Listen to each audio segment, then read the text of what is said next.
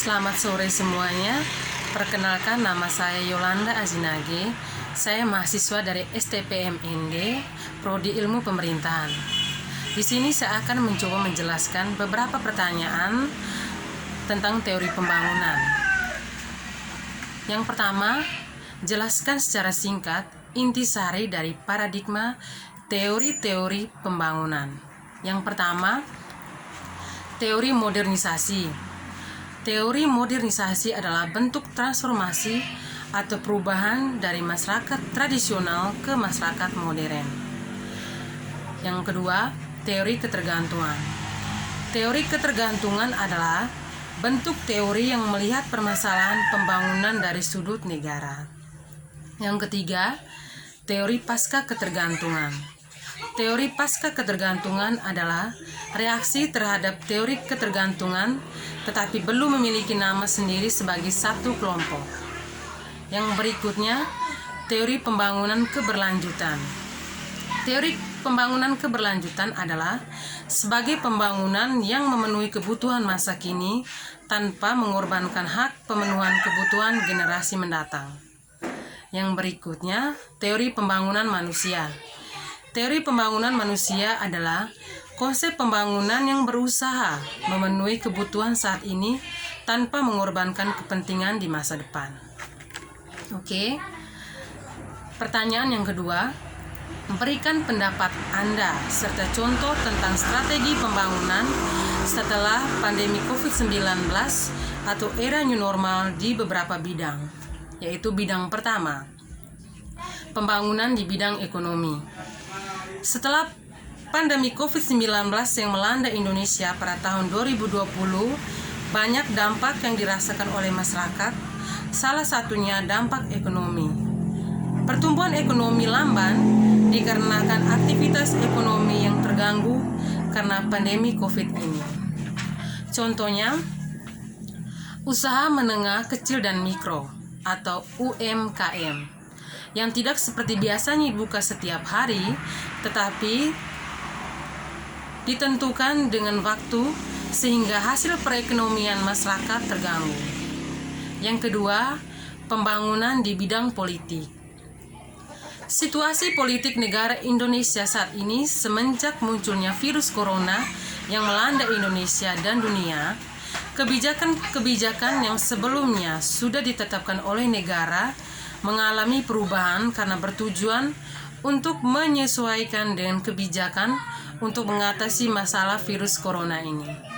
Contohnya, Perpu nomor 1 tahun 2020 untuk menangani pandemi COVID-19. Tujuan dari undang-undang ini adalah untuk secepatnya mengatasi pandemi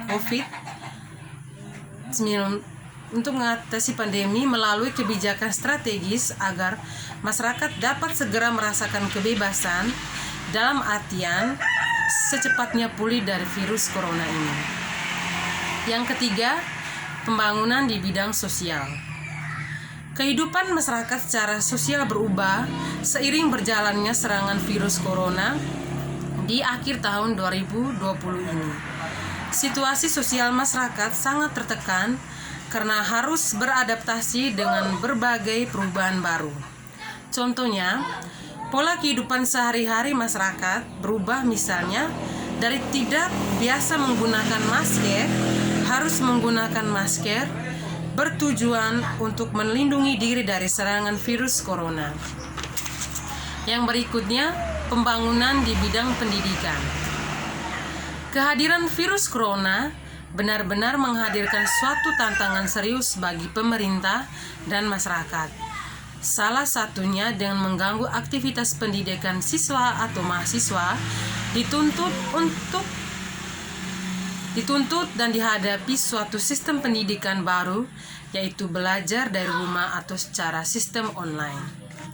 Contohnya, siswa atau mahasiswa harus dituntut belajar dari rumah atau secara online. Biasanya siswa atau mahasiswa belajar di tempat yang seharusnya, yaitu di sekolah.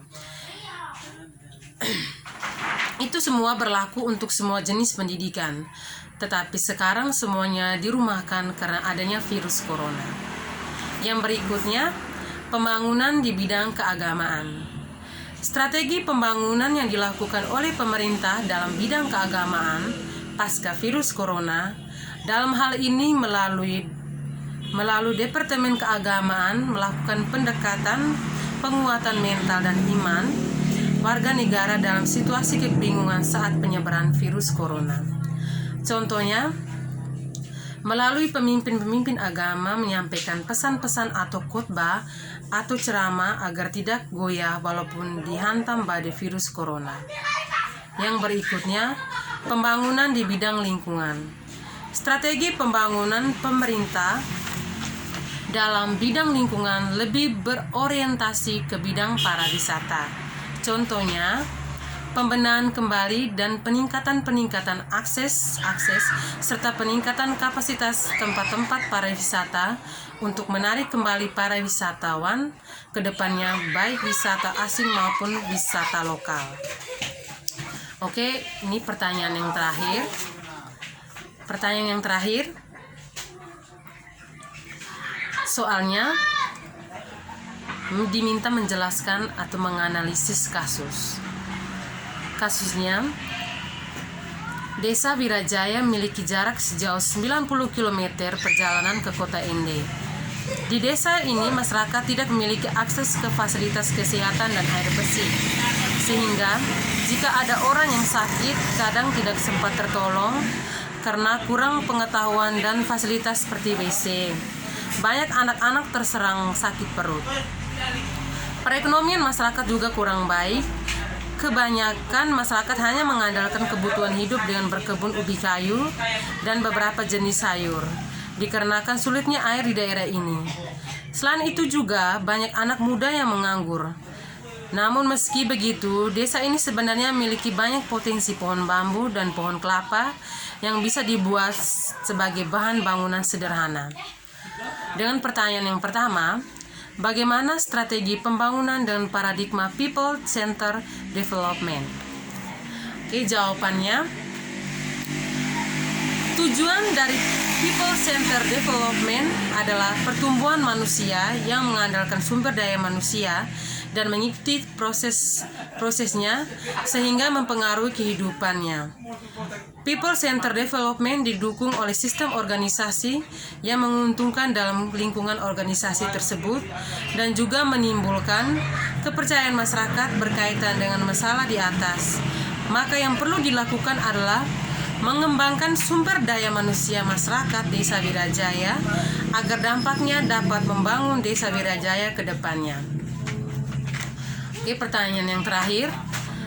Bagaimana seharusnya negara dan masyarakat mengambil peran guna mengatasi permasalahan pembangunan di atas?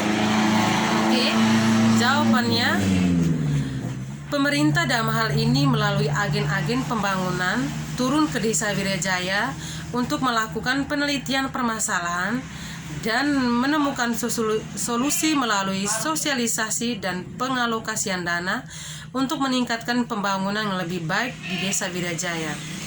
Hadirnya agen-agen pembangunan di Desa Wirajaya dengan dukungan pemerintah diharapkan mampu berlahan-lahan mengubah cara berpikir dan cara kerja yang mengandalkan potensi masyarakat Wirajaya agar lebih baik dalam waktu yang akan datang. Oke, sekian penjelasan dari saya dengan 3 pertanyaan di atas. Selamat sore semuanya, terima kasih.